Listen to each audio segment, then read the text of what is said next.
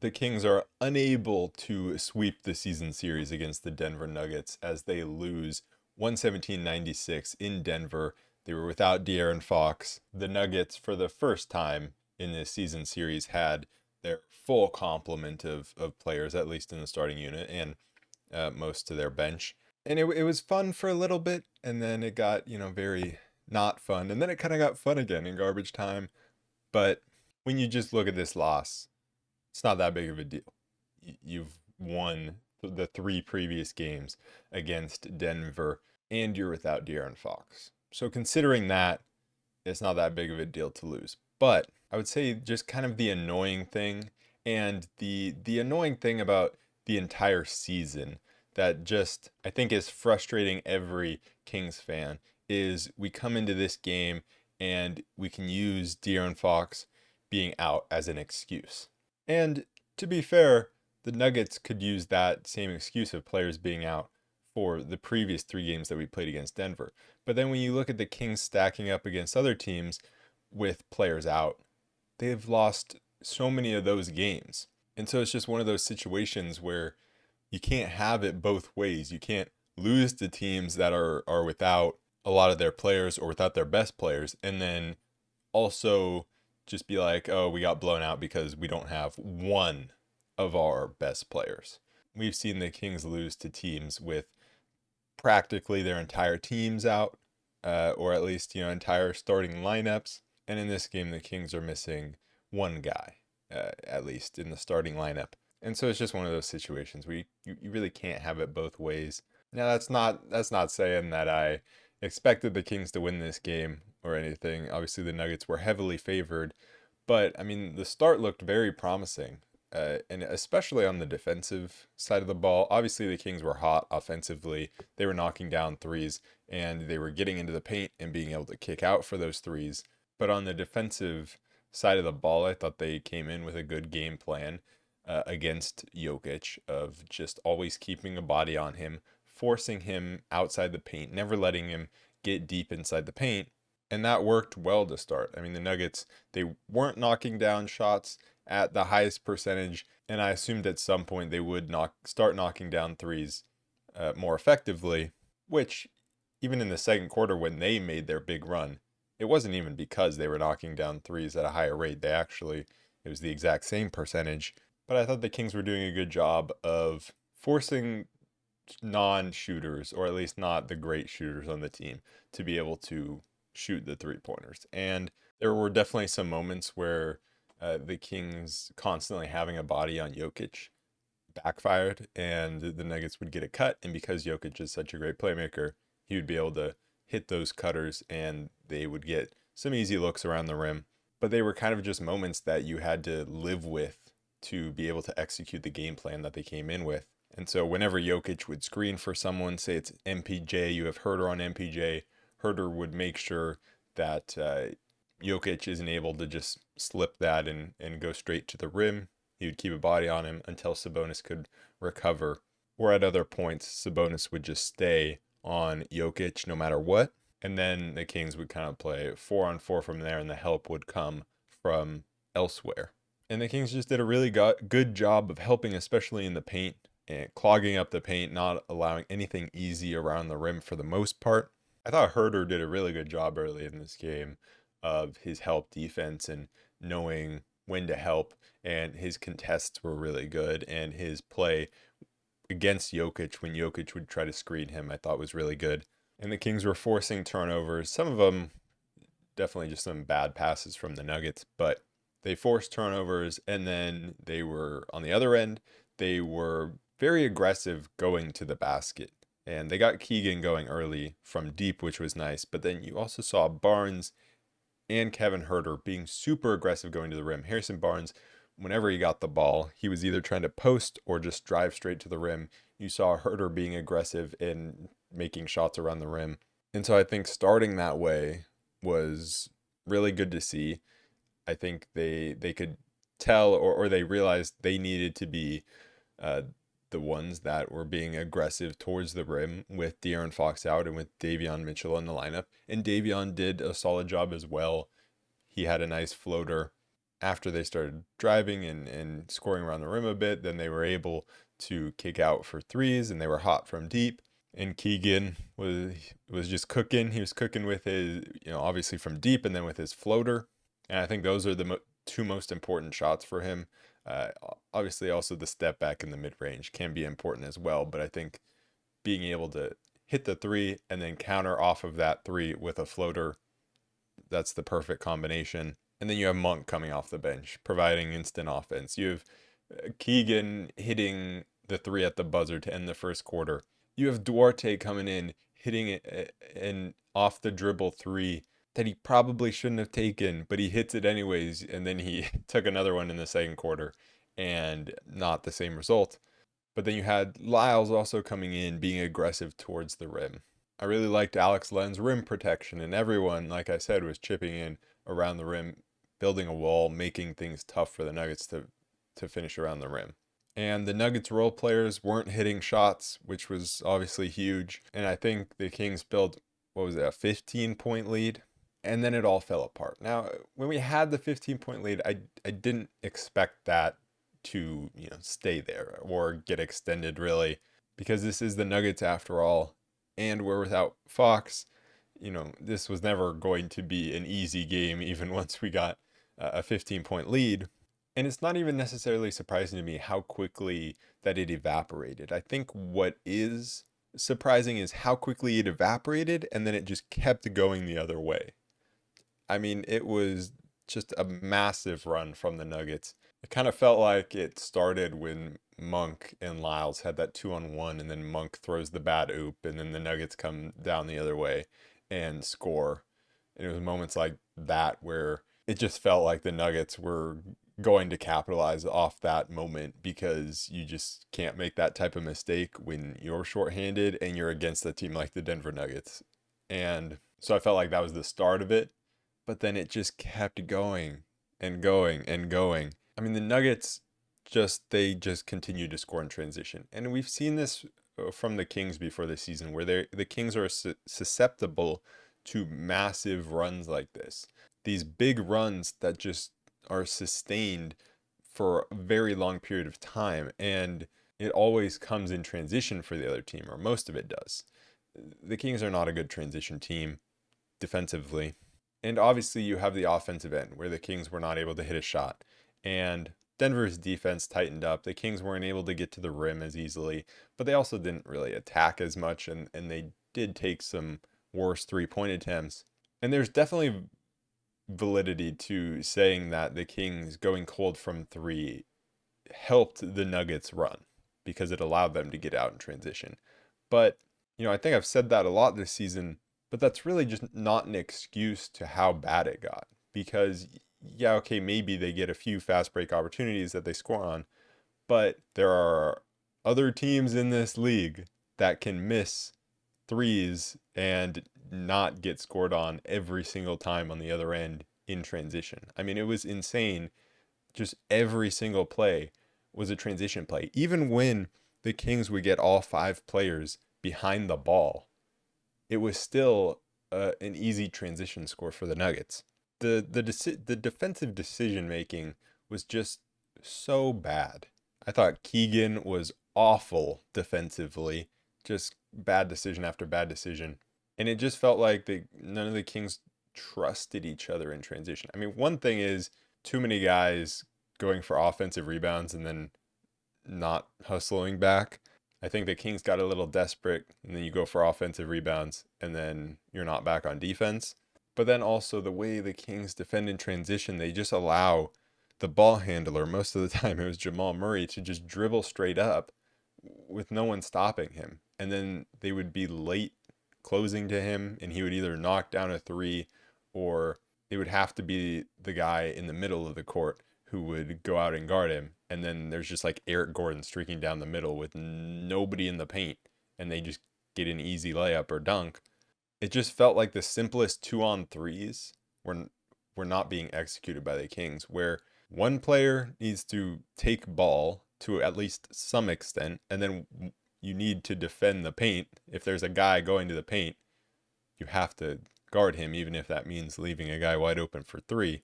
And then you have to trust your teammates that are getting back in transition that they'll close to these 3-point shooters. And they didn't do that at all. And in the half court, it also felt like there was no longer the rim protection and the defensive presence in the paint from everyone. That help side defense was just constantly late time after time, or not even coming at all. And that in the first quarter and the start of the second quarter, that was not the case at all. It was, the help was always there in the paint on time. And at the end of the second quarter, when they went on that run and in the third quarter, it constantly was not there. And so I just think you can't blame it all on bad offense for just allowing the Nuggets to score in transition on like every single possession. At some point, you have to be able to get back on defense and not allow a transition opportunity. It's not like you're turning the ball over. It's a missed shot. The ball's not going to take a bad bounce every single time. But on the offensive side, the Kings obviously went super, super cold. Sabonis didn't have a great night shooting the ball. His jumper just was not going down, and he wasn't finishing around the rim. So obviously that's tough, but there is more to it than that. I mean, the reality of the situation is the Kings have so few guys that are going to go to the rim on a consistent basis, which is why it was important for Barnes and Herter and Lyles early in the game to be super aggressive going to the rim. But that aggressiveness to get to the rim, it just stopped. It feels like whenever the Kings offense goes cold and the other team's going on a run, they try to stop the run and jumpstart the offense from the 3-point line instead of working the other way. It's like they start missing shots, so they start taking even more worse 3-point shots instead of trying to get downhill and force something at the rim. And the Kings just don't have another guy other than Fox that's going to create their own offense and get to the rim and score. And so that's obviously something the Kings need to address. And they could address it on different levels. Obviously, I think they need a third star if they want to take the leap to contention, who's able to do that, preferably a wing player. And, it could be Keegan Murray as he evolves. But Keegan's obviously not there yet. And after his hot start, they kept giving him the ball, but he wasn't able to create off the dribble for himself. And you can see that's just not, he's gotten better. He's improved a lot in his off the dribble game, but it's still not a really big strength of his. And so obviously you hope that at some point it will become a really big strength of his and that can take the Kings to the next level. But if it's not, then they need someone else who's going to be able to do that. And really it just hurts. The Kings backup point guard situation is really what hurts in a game like this without Fox, because you have Davion Mitchell, who is just not an offensive player. You have Malik Monk coming off the bench as per usual, but then you need at least one more guy than that. I was even thinking like it would be great to have TJ McConnell right now. Just a guy who will keep his dribble alive and go to the rim. He doesn't even necessarily have to try to finish around the rim or even find the perfect pass to get a guy open. Like just someone who keeps their dribble alive going to the rim just to shift the defense at all. So just that creation going to the rim really drops off when the Kings don't have De'Aaron. And I think we see that not only when Fox is out, but also in games where he's playing, but maybe he's just not aggressive, like when he just sits off the ball and doesn't really do anything, or when he's off the court at times we can see it. And so I think maybe I've been lost a little in the Kings' need for wing defense help, that I haven't really talked about their need also for just more creation. I mean, we've definitely talked about creation, but I think Davion Mitchell's development and him not developing really any of an offensive game, I think that definitely hurts. And, he had a nice floater. He hit a three. He's been knocking down his threes. But, he didn't necessarily have a bad game. But I think that spot definitely is somewhere where the Kings need an upgrade. Despite how bad the last 8 minutes of the second quarter were, it was honestly wild to look at the score and have the Kings only be down 10 points. But the Kings built a pretty big lead, and so they were still in it at halftime because of the work that they did earlier in the game. But coming out of halftime, just it looked pretty much the same. Kevin Herter came out and had a really rough time to start the third quarter. He drove to the basket, which was great, created an open look for Barnes, but then just totally missed the pass. And so Barnes had to reach over, grab it, and then set and shoot, which he missed because the pass was bad. Then he had another bad pass. Then he missed 2 free throws. Then he left Jokic defensively, although I think he was being grabbed by KCP probably on the screen, so maybe not his fault. But yeah, that was rough. The Kings offense just could not get going at all in the third quarter. Davion was pretty solid defensively to start the third quarter. Like, he was making life really difficult for Jamal, forced some turnovers, took a charge. And so it's not like the Kings totally got blown out right away, but then eventually the Kings had to start scoring, and they just never really did in that third quarter. They only scored 17 points, scoring 20 points in the second, 17 in the third, when you're allowing Denver to score 37 and 35. I mean, that was really, really rough. That is a 72 to 37 advantage for the Nuggets in those middle quarters. So once the Nuggets offense started firing, Jamal Murray was making shots, MPJ was making shots, like, that's when it was over. Because MPJ in the first half and in most of the games against the Kings that he played this season, he had been awful and he was like shooting them out of games. And in this one, it was similar, where every time he shot the ball, it was like horrible shot selection, and it was great for the Kings. But then once those shots actually start going down, those tough jump shots, then it's like, yeah, there's no winning this game. And then we had Keon Ellis coming in, which I don't know why he didn't play in the first half, but he came in to try to stop the bleeding. And he definitely did not do that.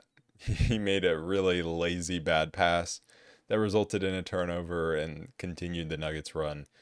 So yeah, it was just rough how, like, Keon hasn't played for a while, and then they stick him in there when the Nuggets are on like a 200-4 run, and they're like, go fix it. And then he just comes in and throws that pass. It's like, oh, maybe Keon Ellis isn't going to save us from the defending champs. And the transition defense in the third quarter definitely did not improve, and the game was over pretty quickly in the second half. And the Kings held on for a few minutes, and then it all went. And Sabonis got taken out, and he had 13 points, 9 rebounds. So he didn't have his double-double, but he did get put back. He got put back in the fourth quarter to get that double-double to keep his streak alive. And obviously, you're going to hear the stat padding, and it was stat padding. But the reason that I don't feel bad about it, I just wanted him to get the double-double streak, is because I've seen way worse from Giannis. I've seen way worse from Joel Embiid. And literally at the same time, you had Jamal Murray out there torching our third stringers. So yeah, when we talk about stat padding, he definitely was not the biggest stat padder in this game. That was so weird to have Jamal Murray out there. Like, Michael Malone was really that worried about that lead at that point. I mean, I guess we've seen the Kings blow that type of lead, but the Kings don't have Kevin Durant and Devin Booker. So I would not have been that worried if I was the Nuggets in that situation. But I do understand, because if I was the Kings in that situation, I definitely would be worried. We got to see Chris Duarte, the scorer in this one, kind of reminding us that when he came into the NBA, he was just incredible scoring the ball in his rookie season. Most of his shots were off the dribble, and I didn't love the shot attempts when they weren't in garbage time, but they were going down, and he went 7 for 14 from the field. He had 18 points, and maybe this will get his offensive game going. I mean, he's been knocking down threes as of late, and that's why he's been in the rotation along with his good defense. But Duarte does have potential to be a really good offensive player, and we've seen that. So maybe towards the end of the season, we can see it even more. Maybe that's a positive we can take out of this. So I want to talk a little bit more about what we saw from Keegan Murray. Because what we saw with Keegan is, obviously he can be great off the ball, just catch and shoot. He can also be good when he catches the ball, is able to pump fake and get a guy to run him off the line and then go into the paint and shoot his little floater. I think we also saw that time to time he can take a guy off the dribble and get to the rim himself and score. But I think we also saw that when he's really hot, that doesn't mean that you can just give him the ball and get out of the way. Or even give him the ball, give him one screen and get out of the way.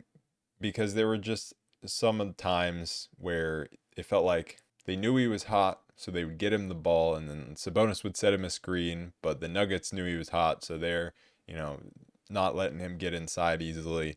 And Keegan's kind of just stuck dribbling out on the perimeter, and he can't get by anyone, and he can't create anything, and then he turns the ball over, or he just throws a grenade to someone at the end of the shot clock. And so, at least not yet, he's not a guy that you just give the ball to be your main creator of offense for multiple possessions. Like maybe every once in a while it can work, but that's just not what he's going to do on a consistent basis. We did see him take guys off the dribble in garbage time because he came back in. And, there has been a lot of improvement from last season, because that's not something that he would have even been able to do last season, is take someone from the third stringers off the dribble, or at any point in the game, really take anyone off the dribble. And you saw the poster dunk, I'm sure, that he had in garbage time. Obviously didn't mean anything at that point, but I think that just shows the growth in his game. I think talking about Domas a little more in this game, with Fox out, we just needed him to have one of his games where he's hitting his jumpers and he's hitting his, little floater flip shots, whatever they are, in the paint. And it just was one of the games where he wasn't hitting those shots. And there was some conversation today because Kendrick Perkins went on TV and was talking about how Sabonis should be in the MVP conversation. And then he got laughed at, which is stupid. Because with the numbers Sabonis is putting up, yeah, he probably should be mentioned around MVP. Is he top 5? No. If the Kings were at the top of the West, then there would be more of a conversation. But obviously, he's not an MVP. But he also shouldn't be laughed at as someone who comes up at least around those discussions. And I think it's just clear that people don't watch the Kings on a regular basis, because you have so many people who think that Fox is the best player on the Kings, like this season or last season. And that's just not the case. And that's just not how the Kings work. And the Sabonis and Fox partnership works really well. And it works because Sabonis is the guy who's just going to, on a consistent basis, night to night, give 100% effort. He's going to be the hub of the offense, create so much of the offense for the team. He's also going to work extremely hard defensively and cover so much ground defensively. They ask him to do so much. And he's going to just really make everyone around him so much better. And then you have De'Aaron Fox, who isn't as consistent. He'll go through his hot streaks and then he'll slow down at points. And early in the season, I was talking about the potential for Fox to be an MVP candidate.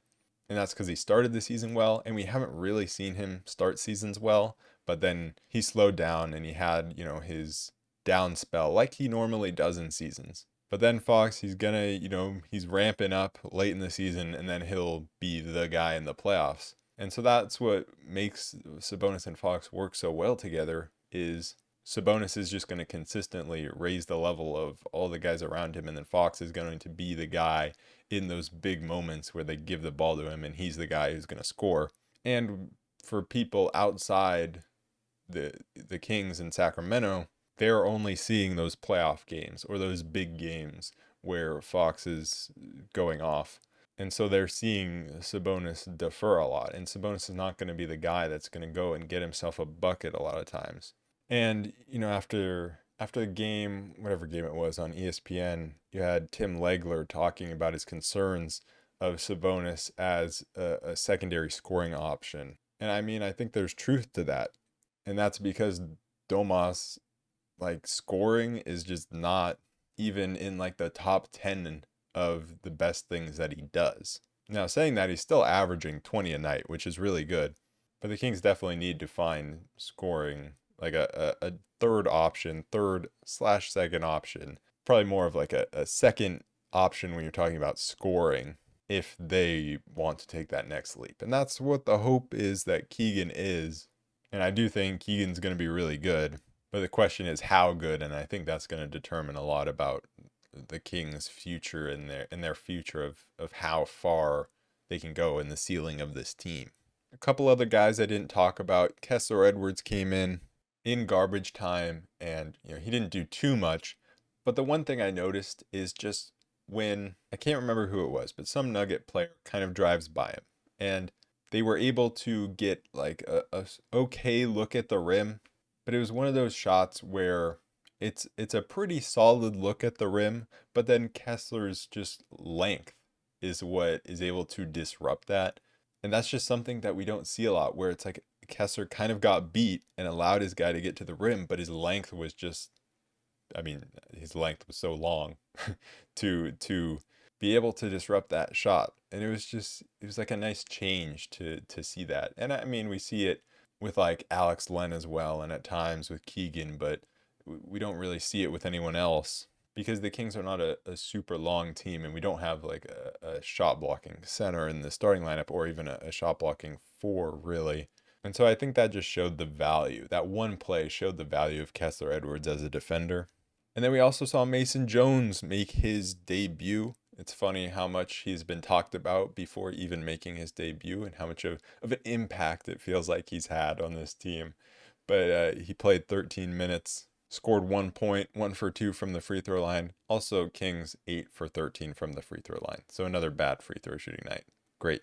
Not much to say about his play other than his energy on the bench definitely translates to the court. He was definitely out there hustling, getting to loose balls. They were running him out there as a point guard, and he did attack the rim, and he created some for other teams or other players on the team, but not too much else to say about him. The Kings now go to Minnesota to finish up this 2-game stint on the road. And this will be the last of the 3 meetings against the Timberwolves this season. The Kings won their first game in Minnesota, then lost in Sacramento. I have no idea if Fox is playing in this, and that will obviously have a big impact. If he doesn't play, then it doesn't feel like there'll be much of a chance. But you never know. I thought after that Miami loss, like at some point there's going to be a win that the Kings probably shouldn't get, but they're going to get it. And with how the Denver game started, I was thinking, okay, maybe it's this one. It wasn't. So now it's more, well, we probably shouldn't win against Minnesota in Minnesota for the second time this season, but maybe they will. The main key to the game when the Kings beat the Timberwolves last time was just the 3-point shooting. They were just on fire from 3.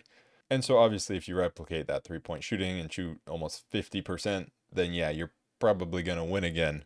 But I don't see that happening. And so it's probably going to be a much tougher game, and they're going to have to win in a different way. Obviously, Minnesota has a great defense. And so I think it's just going to be important for Sabonis to have a bounce back game and be able to get his own scoring inside and be a threat there, to then be able to create for others. And then on the defensive side of the ball, the Kings just have to be better in transition. They can't just have it be where every time they miss a shot, the other team is running it right back and scoring. That just can't happen. And so the Kings have to limit the transition opportunities for Minnesota. Anyways, that is it for this episode of the Roll Report. I will be back to recap that game against Minnesota, so I'll see you guys then. Peace.